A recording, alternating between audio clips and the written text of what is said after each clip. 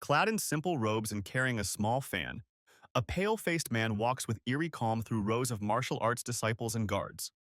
This is Jester, the brilliant but mysterious chief strategist of the Conqueror's clan. At his side is the shadowy Mud Buddha, a fortune teller dressed in prayer beads.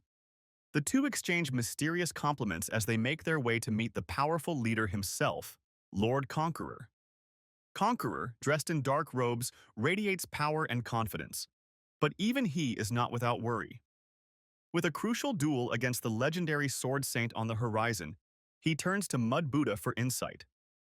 Mud Buddha warns him that the stars are not yet aligned. The duel should be postponed another 10 years. He offers a prophecy instead. According to Mud Buddha, Conqueror's fate is tied to two disciples, one named Wind, the other Cloud. These two, he claims, will ensure Conqueror's dominance in the first half of his life. He then presents two mystical items, the Chinku box and the puzzle box. The Chinku holds the prophecy of the future, while the puzzle box remains sealed.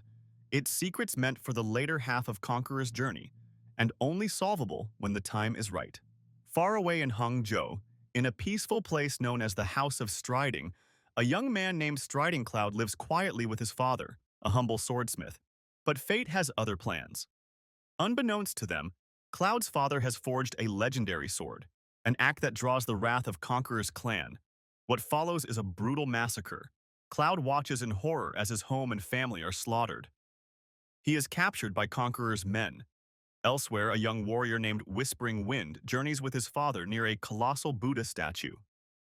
Wind hasn't seen his mother in over 2 years. His father finally reveals the painful truth. Long ago, Conqueror ambushed him in a bamboo forest to seize the powerful blizzard blade. He lost, not only the blade but also his wife, who was taken by Conqueror. Determined to reclaim his honor, Wind's father takes him to Lingyun Cave, nestled beneath the towering Buddha. There, he challenges Conqueror to a final duel. The battle is fierce and emotional, but nothing prepares him for the revelation that follows.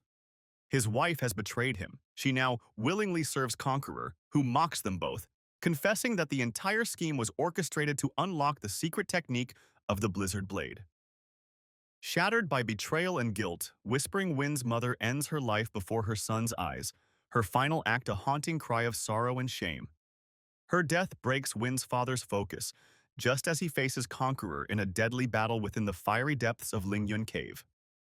Distracted and weakened by grief, he is overtaken and devoured by the fearsome Fire Kirin, a mythical beast lurking in the shadows of the cave. Orphaned in a matter of moments, Whispering Wind is left alone, his world reduced to ashes. But Conqueror, bound by a promise made before the duel, takes the child under his wing. The boy, once full of innocence, is now absorbed into the very clan that destroyed his family. Whispering Wind is raised within the walls of the Conqueror's clan, groomed as one of its future champions. Alongside him stand two others, Striding Cloud, the survivor of the House of Striding massacre, and Frost, the eldest of the trio. Conqueror publicly declares them his disciples, bestowing upon each his unique martial techniques, training them not only as warriors, but as instruments of his destiny. In the midst of their training, a carrier pigeon arrives at the clan's stronghold. Tied to its leg is a letter from the legendary Sword Saint. The long-awaited duel with Conqueror is postponed, just as Mud Buddha had foretold. This delay, combined with the prophecy of Wind and Cloud, deepens Conqueror's belief in his invincibility. He is convinced the stars are aligning for his inevitable rule over the martial world. Enjoy stories of fate, brotherhood, and epic battles? Don't forget to like, subscribe, and follow for more legendary tales. A full decade passes. Now grown, Striding Cloud has become the master of Fayum Hall, known for refining his skills beneath the thundering waterfall. Strong, graceful, and precise, his martial arts reflect the pain and resilience of his past. Yet behind his calm exterior, his heart beats for one person, Charity, the kind and spirited daughter of Conqueror. But Charity's heart is caught in a different current.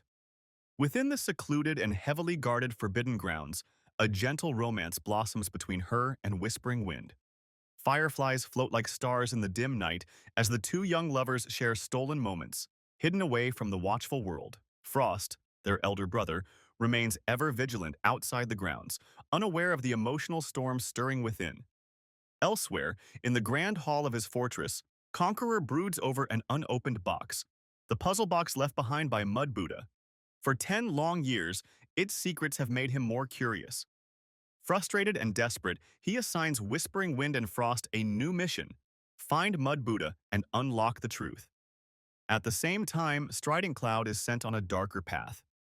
His task is to infiltrate the powerful, unchallenged city, eliminate its lord, and retrieve the legendary unchallenged sword, a weapon vital to Conqueror's plans for domination. Not wanting to be left behind, Charity secretly joins Whispering Wind and Frost on their journey, hoping for adventure, and perhaps a future beyond the clan walls. As the group sets off, Striding Cloud learns that Whispering Wind and Charity had previously entered the Forbidden Grounds together, breaking sacred rules. Jealousy and heartbreak twist within him. That night, wrestling with his emotions, he finds himself drawn to Charity once more. The two spend the night together in her room, entangled in a web of desire and betrayal. Days later, a new conflict brews. A band of monks from Shaolin, believed to be hiding Mud Buddha, are spotted traveling through lands. The city lord's son, suspecting conspiracy, launches a brutal pursuit. As the monks attempt to escape, they are overwhelmed by the enemy's forces. Just when defeat seems certain, Whispering Wind arrives like a thunderclap. With swift, powerful strikes, he turns the tide of battle, allowing his allies to regroup and push forward. Despite the confusion and chaos surrounding their journey, Frost had begun to unravel a critical truth. He had determined the true identity of Mud Buddha. The once mysterious prophet was now a shadow of his former self, his body covered in painful boils, a grim consequence of revealing too many secrets of the future. Desperate to survive, Mud Buddha pleaded for their help. Only one thing could save him now: the elusive fire monkey, a mystical creature said to be the only cure for his illness. Meanwhile, far away in unchallenged city, festivities were in full swing as the city prepared for its lord's 60th birthday celebration, but celebration would soon give way to bloodshed. Under the cover of night, Striding Cloud silently infiltrated the fortified city. Without hesitation, he struck, decapitating the lord, seizing the legendary unchallenged sword, and ordering a massacre that left no survivors. By morning, the lord's son returned to a chilling scene, his family and guests slaughtered, their blood staining the streets. Fury ignited within him, and his suspicions immediately turned to Conqueror's clan. Unaware of these events, Whispering Wind's group arrived at Lingyun Cave, the same place where Wind's father had perished years ago. It was rumored to house the Blood Bodhi, a rare and powerful herb capable of curing all ailments. Whispering Wind, haunted by his past, recounted the tragic duel between his father and Conqueror within the cave's fiery depths. But before the group could explore further, Mud Buddha was suddenly abducted by a mysterious figure masked in shadow. The kidnapper was none other than Conqueror himself. Driven by impatience, Conqueror forced Mud Buddha to finally unlock the long-sealed treasure box, the puzzle box that contained the prophecy for the second half of his life. As its secrets unfolded, Conqueror's expression darkened. The prophecy hinted at betrayal, placing Whispering Wind and Striding Cloud at the heart of his eventual downfall. His trust began to crack, and deep suspicion took root in his mind. Shortly after, Striding Cloud returned victoriously, bringing with him the unchallenged sword, a symbol of dominance in the martial world. Conqueror's power now seemed unmatched. Yet when Whispering Wind and Frost returned without the Fire Monkey or the Blood Bodhi, Conqueror made no show of anger. Instead, he made a surprising move. He announced a marriage between Whispering Wind and his daughter Charity. The announcement stunned everyone. Charity herself was unsettled, her heart torn between wind and cloud. Striding Cloud, already growing disillusioned with Conqueror's ruthlessness and manipulation, became visibly disturbed by the engagement.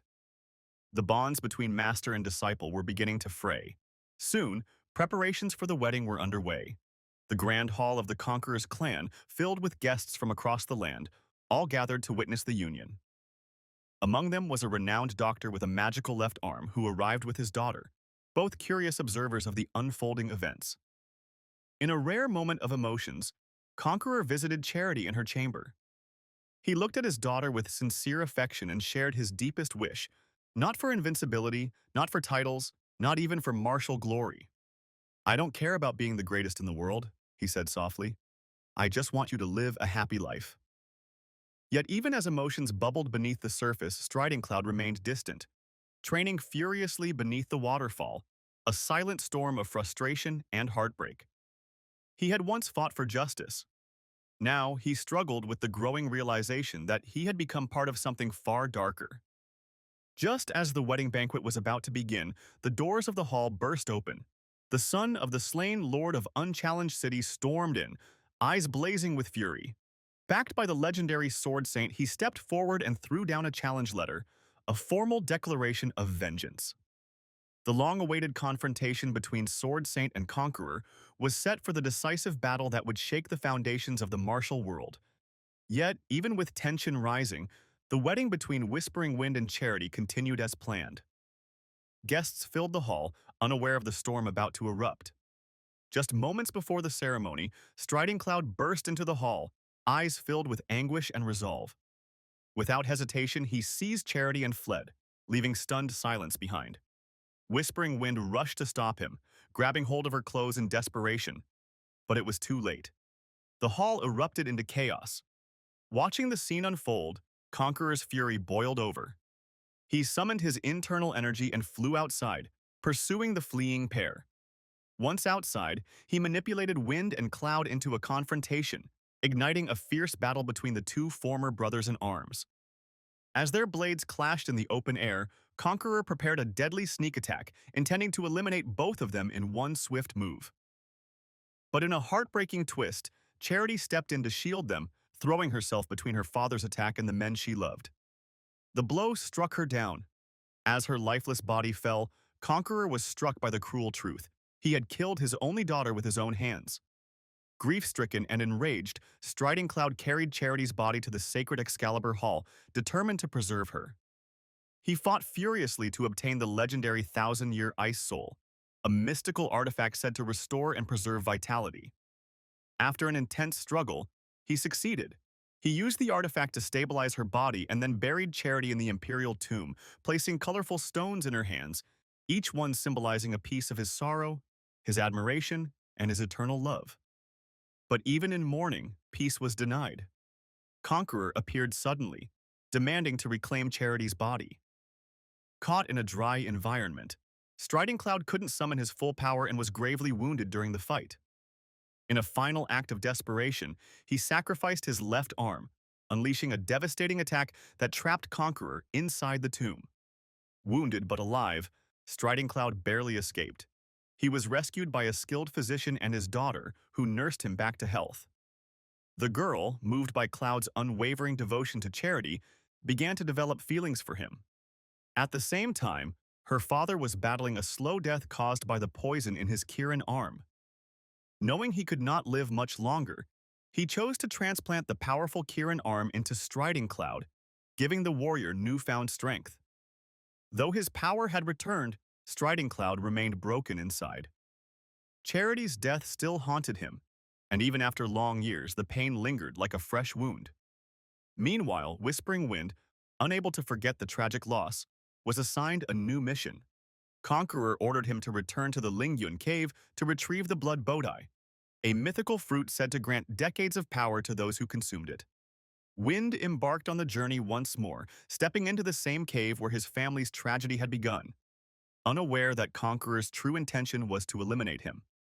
Days later, Wind arrived at the cave with a group of men sent by Conqueror himself. As he stepped into the halls, memories came flooding back, especially the time he visited the Lashan giant Buddha with his father. Deeper into the cave, he made a haunting discovery. His father's skeletal remains, still lying where he fell. Alongside them was the legendary Blizzard Blade. The moment Whispering Wind claimed the blade, Betrayal struck. Poisoned by his own men, his strength began to fade.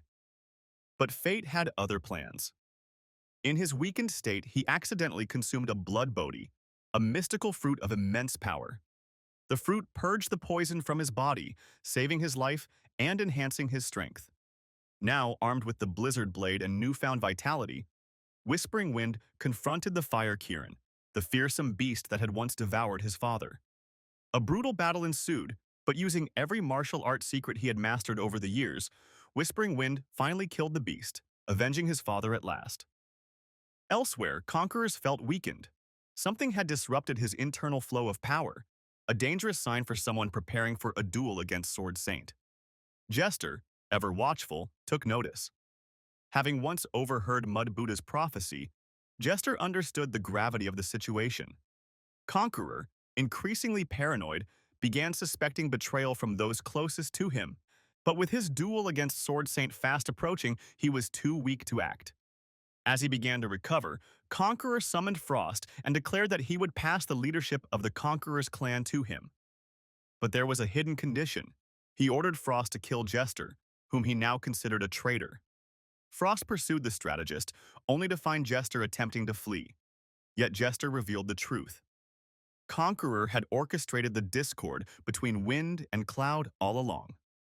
Shocked by the manipulation, Frost chose to side with Jester. Together, they mounted a rescue mission and freed Mud Buddha, who had been secretly imprisoned. The next day, as Sword Saint arrived for the fateful duel, tension gripped the entire martial world. The showdown between two legendary titans was moments away. Mud Buddha, near death, shared the truth with Whispering Wind, revealing the deep grudge Conqueror held against both Wind and Cloud, a hatred buried in secrecy and ambition. Suddenly, Striding Cloud arrived at the foot of the mountain. During the battle, Sword Saint's strike gravely wounded Conqueror, but in a mysterious twist, a girl's accidental touch caused Conqueror's body to vanish, leaving the outcome in doubt. Seizing the moment, Wind and Cloud finally reunited, casting aside past conflict. Determined to end Conqueror's reign, they chose to join forces. Whispering Wind offered the Blood Bodhi to Cloud, boosting his strength for the final battle. As they entered the Grand Hall, Conqueror's dark aura loomed ominously.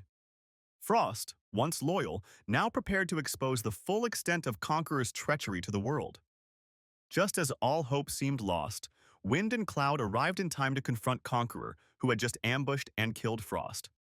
The battle was fierce and unrelenting. Striding Cloud, armed with the powerful Kirin arm, and Whispering Wind, wielding the legendary Blizzard Blade, clashed with their former master in a final showdown. The fight led them to the forbidden ground of the Sword Graveyard, where they pushed themselves beyond their limits. Yet despite their strength, they struggled. Conqueror, who had trained them, had never shared his ultimate techniques. His mastery of the Fire Spirit Sword and unmatched swordsmanship left Wind and Cloud on the brink of defeat. In that desperate moment, Striding Cloud made a final stand. Using his own blood, he awakened the ultimate sword, a blade forged by his father. Its sword chi, combined with the Blizzard Blade's fury, turned the tide of battle. Wind and Cloud unleashed their combined might. Storms roared, skies shifted, and in a dazzling climax, they struck down Conqueror. As he fell, Conqueror was consumed by haunting visions of his past sins.